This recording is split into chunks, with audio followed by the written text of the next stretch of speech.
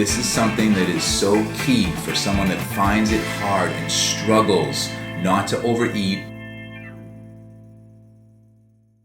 Welcome back to the Anabolic Hub, where we make anabolic deliciousness. We're back inside my kitchen today, and we're doing an original recipe that I drew some inspiration from someone named Haley over at Hale's Kitchen, which I believe is a play on words of Hell's Kitchen. She has a great website, amazing Instagram page. I'll link both in the description box. So you should definitely go take a look at that after the video. Fantastic stuff. She's got a lot of baked goods on there that are macro friendly. Looks like many of them would fit right in with the anabolic lifestyle. Probably going to review a few of those in the future. But before we do that, want to get back to this recipe for today, an air fryer chocolate chip cookie that's a single serving. Now, I know I've already done a chocolate chip cookie recipe. That recipe makes about 8 to 12 cookies depending on how you meal prep it out. But I know there's been a lot of talk in the community lately about binge eating. Even with these anabolic foods, you can still end up sitting down and having more than you should of a particular anabolic food. So what I wanted to do is come up with a single serving of a chocolate chip cookie. Very few ingredients, quick cook time.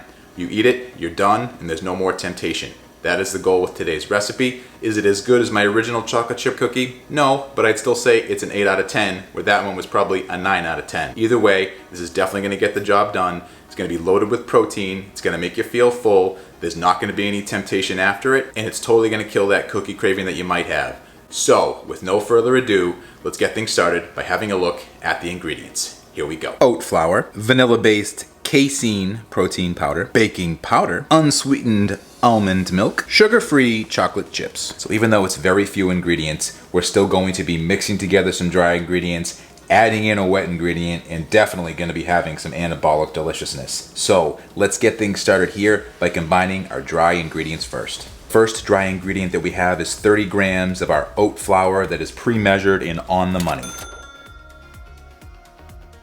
Next, we're going to be adding in 22 grams of a vanilla-based casein protein powder.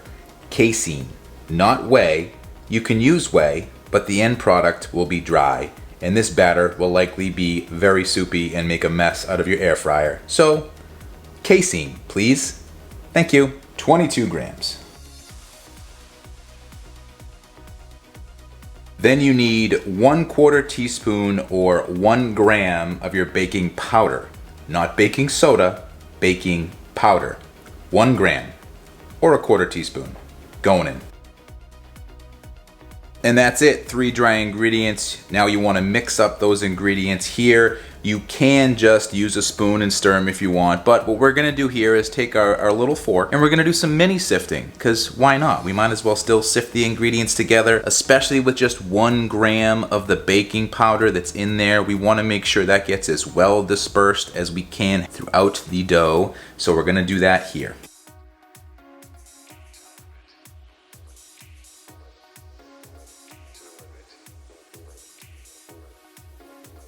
So who loves the sifting, huh? Could we go without it? Do we like it? Do we like it when I sift? Is it annoying when I sift? Just curious. Let me know. Comment section down below. But regardless, the sifting continues.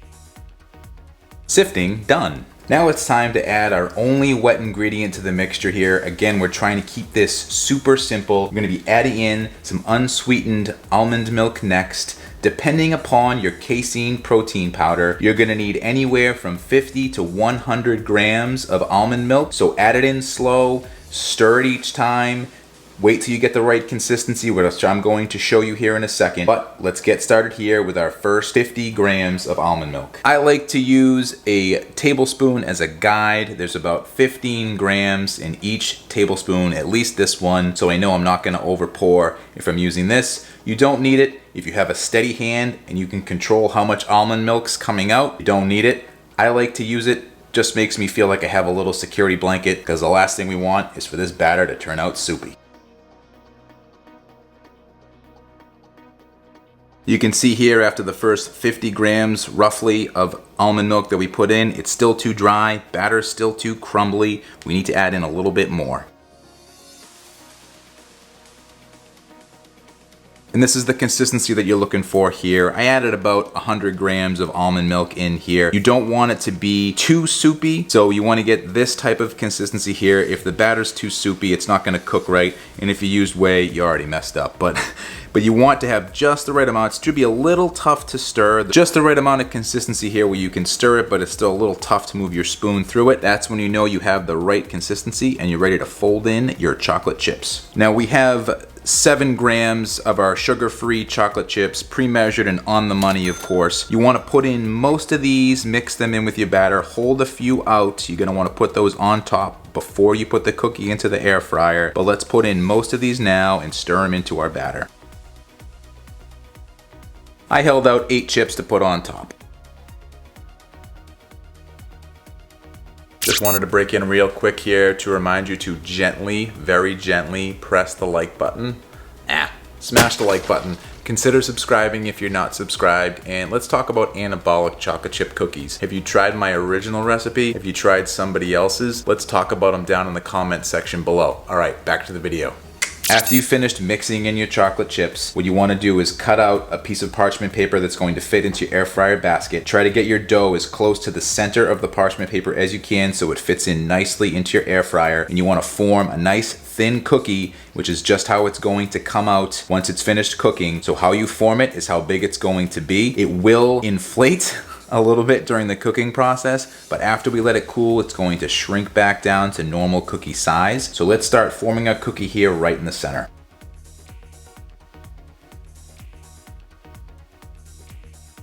So I found it easiest to form it mostly how I would like it onto the parchment paper, and then to make it a little bit thinner and a little bit bigger, what you're gonna do is push down on the center and out, and just watch your cookie get bigger and bigger.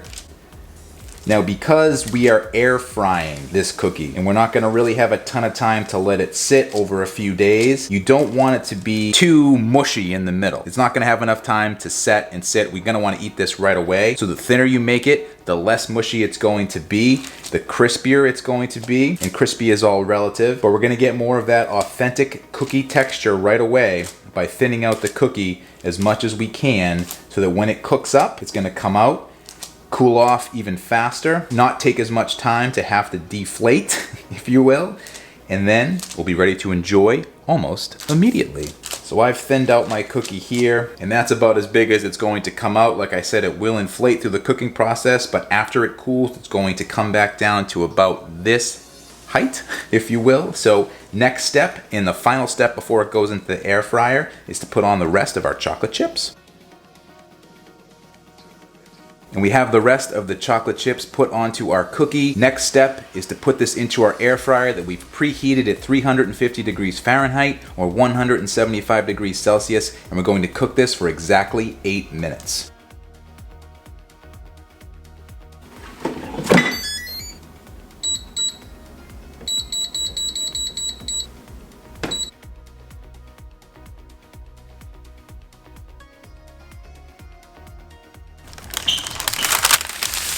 So we have our chocolate chip cookie out of the oven after exactly 8 minutes. We're gonna let it cool. You can see it's a little puffed up like most of our anabolic baked goods do. So by the time this cools after about 10 minutes, it's gonna be ready to go. We're gonna take it right over to the taste test table and see how it tastes. We're back at the taste test table yet again. Super excited to share this one with you guys. It is incredible. A single serving chocolate chip cookie, definitely 8 out of 10. You may think it's higher. I'll be curious to hear about it if you do try it. This is something that is so key for someone that finds it hard and struggles not to overeat, even on these anabolic recipes that are usually high volume, high protein. I know it can still be an issue for a lot of people. I'm hoping this is part of the solution for that. Try to keep it simple, very few ingredients, quick cook time. Only gotta let it cool. You could even go under 10 minutes on letting it cool, though I do let it cool for 10 minutes. If you have a wire rack, it's gonna cool that much faster for you, so I would highly recommend you use that. But a super simple recipe. There was a lot of different versions that I went through. Not really familiar with making a lot of cookies in the air fryer. I wasn't quite sure how it was gonna come out, so I did a little bit of research. What I found through my trial and error was that the all-purpose flour was good, it worked well, but it wasn't really ready to eat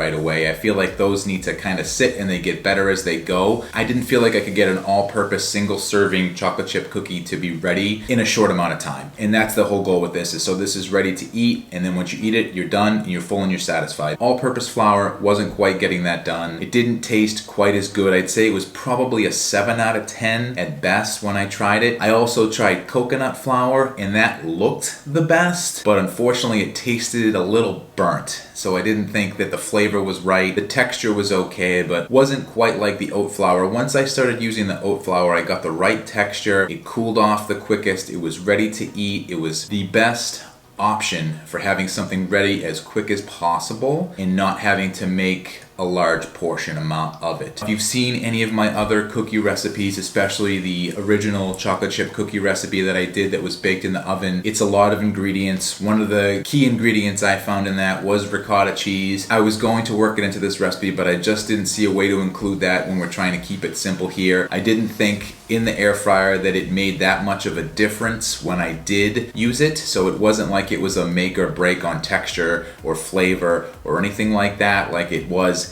in my meal prep bigger batch type of chocolate chip cookies that I'll also link in the description box below if you want to take a look at that. But believe me when I say it killed me not to use ricotta. You know, ricotta candy, love to put that in all my baked goods. I really do think it makes a difference, but definitely not necessary in this instance here where we're looking for a cookie that we're not going to binge on. It's going to be an 8 out of 10. The overall calorie count here is just over 200 calories roughly. It's a little bit more than the other chocolate chip cookies that I made per cookie, but there you're looking to have at least 2 cookies, so you'd actually be over the 200 calorie mark if you were going to have 2 cookies realistically for a snack as a serving if you're looking to get in the same amount of protein. The protein to calorie ratio is actually higher in this version than it is in my original version. So at the end of the day, it actually ends up balancing out, and it also gives you an option so you're not going to have too many cookies, because 2 cookies can easily turn into 3, which can easily turn into 4, and then we're just way over our calorie goal for the day. That recipe, my original recipe, is great for meal prepping, which I would recommend that one for. This is a great version to have and be done with it and move on with your day. But I've talked long enough. Let's get to the taste test here. I'm sure you're wondering my thoughts on what it tastes like, even though it's my recipe, but we're still going to get to it.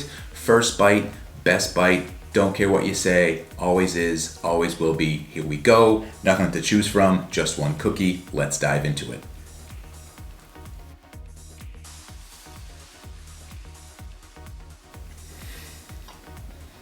So of course, I already know what it tastes like, so I'm not surprised that it tastes good. The texture is on point. The flavor is fantastic. The way we disperse those chocolate chips, you're guaranteed to get a chocolate chip in every single bite. You're curious what it looks like up close? With a bite out of it. That's what it looks like there. You can see cookie type texture there. We thinned out the cookie on the parchment paper to make sure there wasn't going to be too much moisture inside the cookie, so it didn't end up being mushy. It didn't end up tasting like a pancake. That's not what we want here. We're looking for as close to a cookie texture as we can get, and I think this is it. Now you can cook this cookie for 1 or 2 minutes longer and it will come out a little crispier, but it's a fine line. If you put it in for too long, it does end up tasting burnt. I think 8 minutes is perfect. You take it out, you let it cool. By the time that's done, you got a perfect texture, perfect amount of cookie. Tastes fantastic. I think it's key for the amount of fiber that's in this, for the amount of protein that's in this. It's definitely going to leave you satisfied in a one-shot deal. It's going to satisfy that craving. It's definitely going to get you to the next meal. Going to be certainly ideal for any shredding meal plan that you're doing, any maingaining plan, and any weight loss plan, especially if binge eating is a problem for you. I really think this is going to be part of the solution, but I'd love to know what your thoughts are. If you do try it, please let me know in the comment section down below. I'd love to hear what you think, but it's going to be about that time. I gotta get up out of here, so I'll see you in the next one. Bye.